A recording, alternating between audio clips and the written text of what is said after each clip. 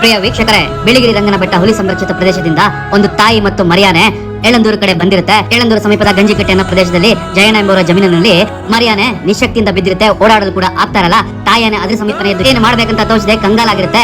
ಅದೇ ಸಮಯಕ್ಕೆ ಅರಣ್ಯ ಇಲಾಖೆಗೆ ಸುದ್ದಿ ಕೂಡ ಮುಟ್ಟುತ್ತೆ. ಬಹು ಬೇಗ ಬಂಡೀಪುರದಿಂದ ಪಶು ಚಿಕಿತ್ಸಾ ತಂಡ ಬರುತ್ತೆ. ಮರಿಯಾನೆಗೆ ಬೇಕಾದ ಎಲ್ಲಾ ಚಿಕಿತ್ಸೆಗಳನ್ನ ಕೊಡ್ತಾರೆ. ಆ ಮರಿಯಾನೆಗೆ ಕಬ್ಬು ಕೂಡ ತಿನ್ನಿಸ್ತಿದ್ದಾರೆ. ಎಷ್ಟು ಪ್ರೀತಿಯಿಂದ ಆರೈಕೆ ಮಾಡ್ತಾ ಇದಾರೆ ನೀವೇ ಒಂದ್ಸಲ ನೋಡಿ.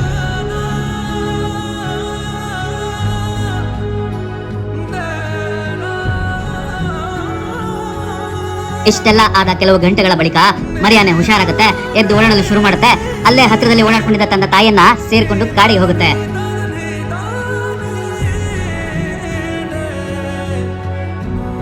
ಇಷ್ಟು ಬೇಗ ಸ್ಥಳಕ್ಕೆ ಧಾವಿಸಿ ಅಗತ್ಯ ಚಿಕಿತ್ಸೆಯನ್ನು ಕೊಟ್ಟು ಮರಿಯಾನೆಯನ್ನು ರಕ್ಷಿಸಿದ ಅರಣ್ಯ ಇಲಾಖೆಗೆ ನಮ್ಮ ಕಡೆಯಿಂದ ಒಂದು ಸೆಲ್ಯೂಟ್.